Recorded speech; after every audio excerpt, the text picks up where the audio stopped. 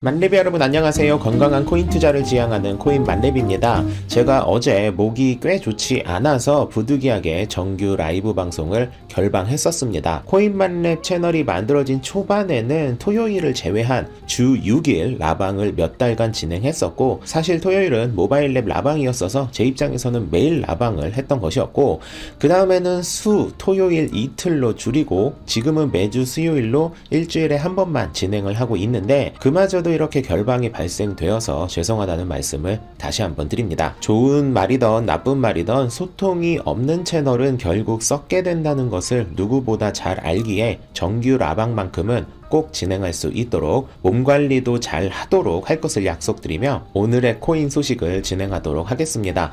어제는 비트코인 시장이 갑자기 급락을 했던 해프닝이 있었습니다. 코인 시장이라는 것이 진짜 귀에 걸면 귀걸이라서 정확히 어떤 이유로 가격 하락이 발생되었는지 명확히 한두 개의 이유를 짚는 것은 사실상 불가능하지만 아마도 바이낸스 출금 장애 때문이 아닌가 싶은 생각이 드네요. 바이낸스는 어제 저녁 4시 부터 약 1시간 정도 거의 모든 코인의 출금이 정지되었는데, 일각에서는 바이낸스가 해킹을 당한 것이 아닌가라는 상상만 해도 소름 끼치는 무서운 예측까지 나왔던 상황이었죠.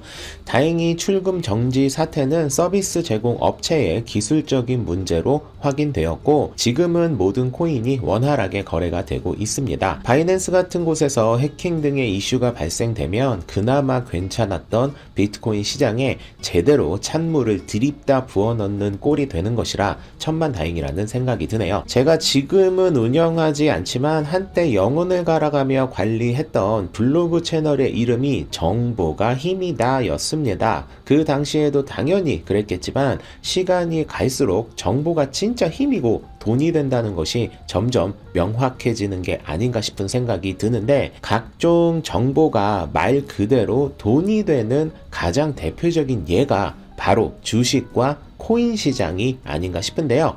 시드니 공과대학에서는 코인베이스 거래소의 패턴을 분석한 보고서를 통해 코인베이스 상장 토큰 중 10에서 최대 25% 정도는 선행 거래가 발생된 것으로 추정된다고 말했습니다. 이 내용은 블룸버그 통신이 오늘 소개한 기사를 통해 확인하실 수 있는데, 시드니 공과대학은 지난 2018년 9월부터 2022년 5월 동안 코인베이스에 상장된 코인들의 10에서 25%에서 내부자 거래 혹은 선행 거래가 발생된 것으로 추정된다고 밝혔습니다. 코인베이스의 특정 코인이 상장되면 이변이 없는 한 해당 코인은 상당히 오르게 되어 있습니다. 그런 정보를 알고 있는 사람이 상장 전에 미리 코인을 사두기만 한다면 아마도 세상에서 가장 낮은 위험으로 세상에 둘도 없을 짧은 기간 동안 엄청난 수익을 발생시킬 수 있을 것이라는 건 누구나 쉽게 예측할 수 있겠죠. 사실 코인베이스는 물론 국내외 모든 거래소에서 내부자 거래가 어느 정도 발생되고 있다고 알게 모르게 알려져 있지만,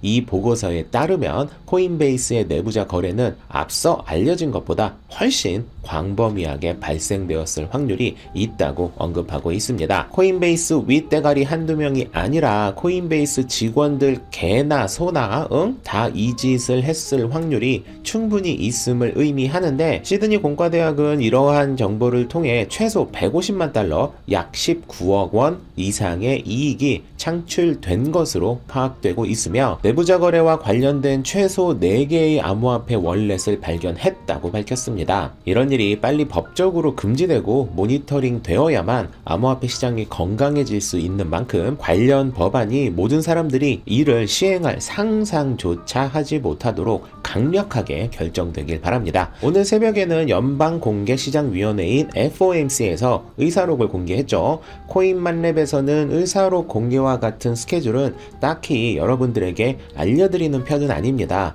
FOMC 의사록은 거의 매달 공개가 되는데, 이 의사록은 당일 혹은 전날의 회의 내용을 공개하는 것이 아니라 2주 전에 이미 정책 결정 회의를 한 내용이 2주 후에 공개되는 것이기 때문에 전혀 예상하지 못했던 내용이 공개되는 경우는 거의 없고, 매우 강력한 내용일 경우 의사록이 공개되기 2주 전인 정책결정회의가 끝남과 동시에 알게 모르게 분위기가 형성되는 경우가 대부분입니다. 물론 FOMC 의사록 공개가 의미가 없다는 말씀을 드리는 것은 전혀 아니고요. 다만 마치 이 회의록 공개가 금리나 CPI를 발표하는 것과 비슷한 정도로 해석하시는 분들이 계셔서 그 정도의 상황은 아니라는 말씀을 드립니다. 오늘 새벽에 발표된 회의록의 내용은 대표적으로 아래와 같습니다. 지속적인 금리 인상이 적절하다. 통화 정책 스탠스를 더욱 긴축한 방향으로 갈 필요가 있다. 금리 인상이 어느 정도 시점에는 완화될 것이다 라는 것인데, 이 얘기는 기준금리를 지난번에 인상폭인 0.75%포인트를 또 올릴 확률이 크지만 시장이 안정화가 되면 금리 인상을 완화시킬 수 있음을 공식적으로 언급한 것입니다. 이 회의록이 공개된 이후 암호화폐 시장은 딱히 큰 변화를 보여준 편은 아니었는데, 다음 달 CPI 수치도 꽤나 내려갈 것이라 9월 22일 새벽 3시에 발표되는 기준금리 역시 0.75%포인트보다 더 낮은 수치로 발표되었으면 참 좋겠다는 생각이 드네요. 다음은 캐나다에서 날아온 소식인데요. 캐나다 암호화폐 거래소인 뉴턴이 캐나다 증권거래위원회의 새 규정으로 인해 비트코인, 이더리움, 라이트코인, 비트코인 캐시의 4개 코인은 제한 없이 자유롭게 사고 팔고가 가능하지만 4개 이외 다른 모든 코인은 연간 구매 한도 3만 달러, 약 3,900만원 이상 구매할 수 없다고 공지했습니다.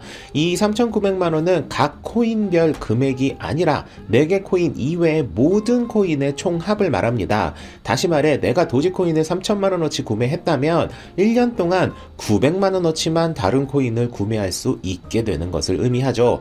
여러분은 이 규정을 어떻게 바라보시나요? 이 규정이 왜 만들어진 것인지는 저도 더 파봐야 알겠지만, 어찌되었던 이 규정이 적용되면 위에 언급한 4개 코인에게는 어쩌면 호재로 해석될 수 있겠지만 이외 모든 코인에게는 악재, 계약재가 될 수밖에 없습니다. 특정 코인이 문제가 있다고 생각해서 거래 제한을 하는 경우라면 명분이라도 이해가 되지만 4개 코인 이외 모든 코인은 한도 내에서만 구매를 하라는 기준은 도대체 누구 머리에서 나온 것인지 참 궁금합니다. 이 소식이 나오고 나서 이더리움의 창시자인 비탈릭 부테린은 자기가 만든 이더리움이 수혜를 보는 제도임에도 불구하고 본인의 트윗을 통해 매우 강력하게 비판했습니다. 비탈릭 부테린 이런 거 보면 참 착한 형이야. 수혜를 보는 사람 중 한 명이 이 제도는 문제가 있다라고 말하는 것은 반대의 경우에 비해 엄청난 설득력과 효력이 있을 수밖에 없겠죠. 원빈 닮은 제가 잘생긴 거 다 소용없어, 마음 착한 게 최고야 라고 말하는 것이 못생긴 사람이 잘생긴 거 다 소용없어 라고 말하는 것과는 분명 설득력 차이가 생길 수밖에 없겠죠. 캐나다 증권위원회가 바보 상바보는 아닐 테니 분명 이 제도를 시작하는 이유가 있을 것이고, 어쩌면 이 제도가 캐나다뿐만 아니라 다른 나라에서도 진행될 확률이 있을지도 모르니 어처구니 없고 이해되지 않는 내용이지만 관련 내용이 추가되는 대로 여러분들과 공유하도록 하겠습니다. 이왕 4개 꼽을 거면 비켓 빼고 도지 넣어주면 어땠을까 라는 생각을 하는 내 모습을 보고 있자니 나도 어쩔 수 없는 투자자구나 라는 생각도 드네요.